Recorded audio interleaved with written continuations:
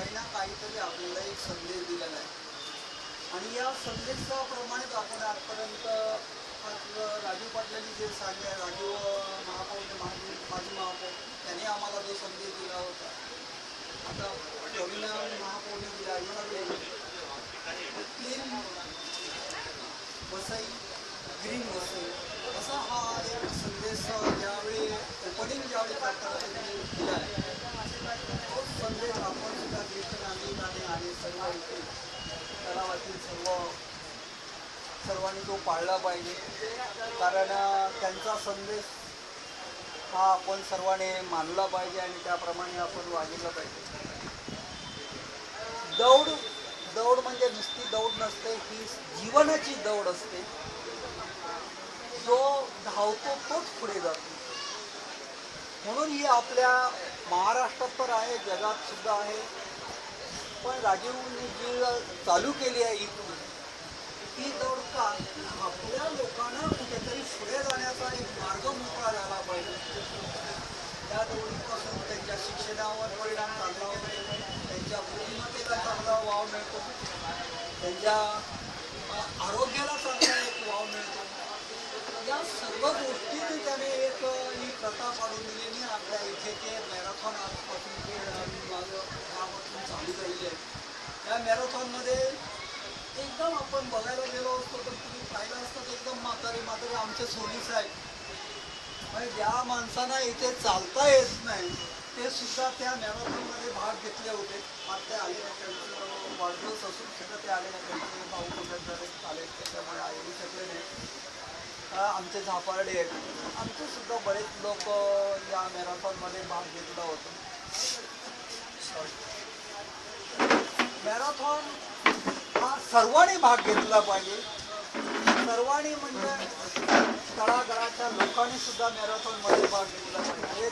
4-5 कार्यकर्ते 4-5 लोकांनी घेतला नाही पाहिजे, तर सर्वांनी तो फॉर्म भरून आपल्या वसई विराचा एक पुढे जाण्याचा जो पायखंडा घातलेला आहे, त्यामध्ये आचले तलावमधून आपले सुद्धा कार्यकर्ते म्हणजे इथे येणारे लोक, सकाळ संध्याकाळ येणारे बरेच लोकांनी त्यामध्ये भाग घेतला होता. प्राप्त करून पुढे जाण्याचा तुम्हाला मार्ग मोकळा झालेला आहे. 21 किलोमीटर तुम्ही पूर्ण केलं म्हणजे झालं नाही, 21 आता 42 पूर्ण करा आणि तुम्ही पुढे जा म्हणजे काय नुसतं पुढे द्या, भविष्याच्या ह्याच्यामधून पुढे जा. तर या ठिकाणी आपले 2 आलेले आहेत, तर मी गांगुडे साहेबांना सांगतो त्यांचा पहिला सत्कार करावा आणि त्या दोघांना आपण इथून रजा देऊया, कारण त्यांना दोघांनाही जायचं आहे. नंतर आपले कार्यक्रम वाढदिवस साजरे पुष्पगुच्छ देऊन मानसन्मान तो त्यांनी स्वीकारला.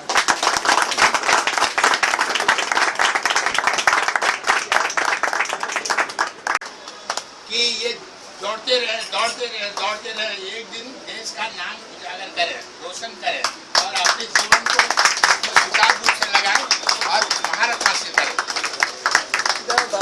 आमच्या या सर्वांबरोबर और ऑर्गेनिक इंडिया लखनऊ में बेस्ड है, इंटरनेशनल कंपनी है, इंटरनेशनल प्रोमोटर्स है और जो फॉरेनर्स ओनर है वो इंडिया में तुलसी का प्रचार कर रहे हैं. तो ऑर्गेनिक इंडिया जो है वो तुलसी का इतना प्रचार करिए कि जितने भी हमारे प्रोडक्ट्स हैं, हमारे चाय है, हमारा हर्बल सप्लीमेंट्स है, हमारा च्यवनप्राश है, हमारा और बहुत सारे ऑर्गेनिक प्रोडक्ट्स हैं. तो ये जो ऑर्गेनिक प्रोडक्ट जो है ये सारों में हमने तुलसी को ऐड किया. तुलसी के साथ बाकी चीज़ों को हमने मिला के आपके सामने प्रस्तुत किया. अब ऑर्गेनिक क्या होता है शायद आप सभी जानते होंगे या बहुत लोग शायद नहीं जानते होंगे. ऑर्गेनिक यानी ऑर्गेनिक ये चीज़ होती है, जैसे आज आप सब्जी कोई लेते हैं बाज़ार से खरीदते हैं या फल फ्रूट आप खरीदते हैं, तो वो सारे नॉन ऑर्गेनिक होते हैं. Non organic in the sense कि जब उसका पैदावार होता है तो जब उसको बोया जाता है तो उसको जल्दी ये होने के लिए, मतलब ग्रोथ होने के लिए उसमें केमिकल डाला जाता है, उसमें पेस्टिसाइड डाला जाता है, कीड़ों से बचने के लिए उसमें हर्बिसाइड मिलाया जाता है. और जो लैंड होता है, आज जो हमारी ज़मीन है, ये ऑर्गेनिक नहीं है, इसमें भी मेटल्स मिक्स है. तो वहाँ से लेके तो ये सारी चीज़ों में सारा चीज़ जो हम लेते हैं वो नॉन ऑर्गेनिक है. पर हमने जो भी आपके सामने प्रस्तुत किया है, आज हमारी कंपनी वेल एस्टैब्लिश है, आज नया नहीं है। सर ने सही बोला कि हम प्रचार कर रहे हैं, लेकिन हमारा कैसा रहता है, हम लोग एक्टिविटीज़ बहुत सारा करते हैं। जैसे सीनियर सिटीजन में एक्टिविटी करते हैं, मॉर्निंग पार्क्स में एक्टिविटी करते हैं, स्कूल्स में एक्टिविटी करते हैं, हम लोग रेगुलर एक्टिविटी करते हैं। तो बेसिकली हमारा जो मेन मोटिव है, हमारा जो मेन ये सिद्धांत है कि हम आपको बताएं कि ऑर्गेनिक चीज़ लेने से आपका सेहत तो अच्छा रहेगा ही, मोशन साफ होगा नहीं, आपका सेहत अच्छा रहेगा। आप जैसे ये चाय लेंगे, चाय के बेनिफिट सबसे पहले क्या है, तुलसी है इसमें। तो तुलसी के बेनिफिट क्या है आप सभी जानते हैं। सबसे पहला बेनिफिट है आप स्ट्रेस फ्री रहेंगे, आपको कोई स्ट्रेस नहीं रहेगा। आप उसको ले लिया, दिमाग में भले ही कोई टेंशन होगी, वो टेंशन तो उसके इलाज से ही जाएगी, लेकिन आपका जो टेंशन की वजह से आपके जो बॉडी पे दुष्परिणाम हो रहा है, वो चीज़ को वो कम कर देगा। उसकी जो तीव्रता है उसको वो कम कर देगा। दूसरा एंटीऑक्सीडेंट है। एंटीऑक्सीडेंट यानी अपने अंदर के गुड सेल्स को और बढ़ाएगा। तो क्या होगा, गुड सेल बढ़ेंगे तो आपका सेहत और अच्छा होगा। तीसरा इम्यूनो मॉड्यूलेटर है। इम्यूनो मॉड्यूलेटर यानी रोग प्रतिकार शक्ति को बढ़ाता है। मतलब आपके अंदर एक रोग प्रतिकार शक्ति होती है जो कोई बीमारी को आने नहीं देती, कोई माइक्रो ऑर्गेनिज्म को आने नहीं देती, कोई बैक्टीरिया को आने नहीं देती, कोई वायरस को आने नहीं देती। अगर आप भी कुछ होता है तो ये चीज़ क्या करती है, ये आपके इम्यूनिटी को बूस्ट करती है। तो इम्यूनिटी अच्छी रहेगी तो क्या रहेगा, दुश्मन आपको अटैक करेगा लेकिन वो वही ढेर हो जाएगा। तो बेसिक फ़ायदा इसका क्या है, इम्यूनिटी, एंटीऑक्सीडेंट और स्ट्रेस।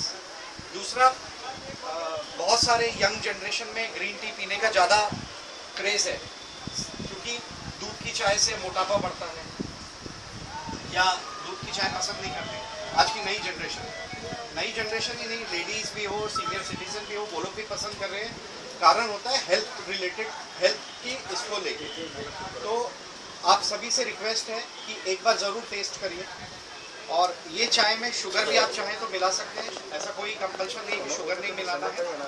आपको फ़ायदे तो इसके अनेक बता दिया मैंने। और एक जो स्लिमिंग फैक्टर है, जैसे आप सुबह लेंगे खाली पेट में और शाम को लेंगे सोते वक्त, तो आपका जैसे आपने अभी कुछ बाहर का खाना खा लिया तो वो क्या होता है, फैट में कन्वर्ट होता है। तो ये क्या करेगी, जैसे आपने रात को खाने के बाद ले लिया तो फैट को कन्वर्ट नहीं होने देगी, वो फैट को डिसॉल्व कर देगी। तो आपका मोटापा होना रिड्यूस हो जाएगा।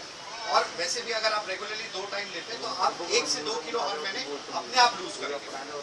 तो बेनिफिट्स ज़्यादा है ना, बेनिफिट्स कम है। अभी आता है कॉस्ट फैक्टर।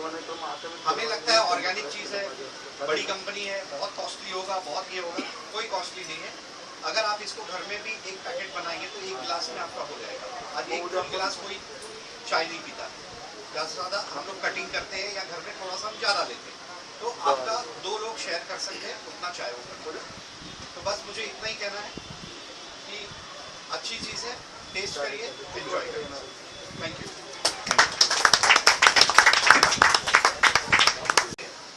कि अगर मेरे पास है कदम कि इस समय अगर चुनाव हुआ तो ये प्रधानमंत्री बनेंगे, और इस समय चुनाव हुआ तो ये बिहार का भी मैंने लिखा कि बिहार में चुनाव हो रहा है तो इसमें अकेले जेडीयू भाजपा से ज़्यादा राहुल राजीव गांधी लेके जाएगी, शादी नहीं सुधीर सेन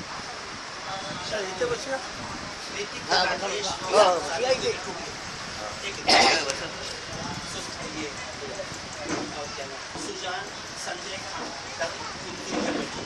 एक नाम के अपने नाम के अपने बेटे का नाम ज़्यादा फैक्टर नाम संघर्ष करना ये राउंड से गिला तो उसमें ये दिखा जाता है कि ऐसा और कहीं भी रहूँ तो कहूँगा कि ये ऐसा है, कोई किसी बात गिरीबाई जरा उभं राहा.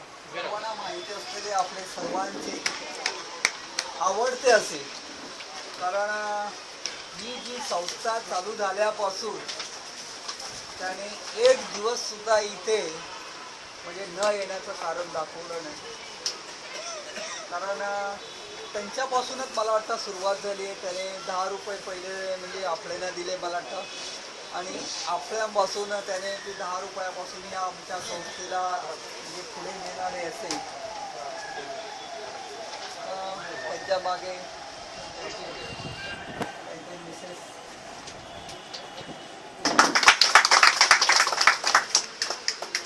सुद्धा आमचे पहिलेच.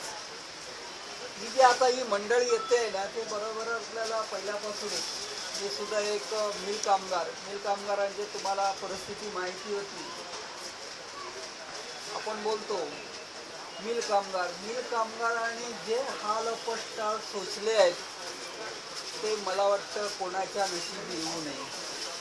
कारण प्रत्येकाला अर्ध्यावर डाव सोडून घरी बसावं लागलं.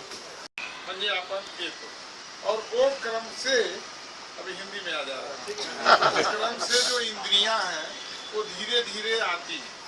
जैसे समझिए बालपन में अपने को जरूरत थी कि दूध पीना है माँ का, इसलिए दांत नहीं दिया प्रकृति ने उस समय, तो दांत बाद में आता और बाद में फिर जो जो जरूरत लगने वाली चीजें हैं धर्म अर्थ काम मोक्ष के लिए, तो मोक्ष माने उस पर ज्यादा मैं नहीं मानता हूँ. लेकिन आज के डेट में जो हम जी रहे हैं तो जो परिवेश वातावरण अपनी दुनिया भर की झंझटें हमने जवानी में अथवा गृहस्थ आश्रम में अपन ने पाल रखा हुआ था, उससे धीरे धीरे हम मुक्त हो जा रहे हैं. सबके लड़के हैं, सबका कारोबार है, सबकी परिस्थितियां हैं, तो उस ढंग से हम लोग उससे मोक्ष में आ जाए. हंसने के ऊपर से याद आया साहब जी कि वो अपने को भूल जाना है.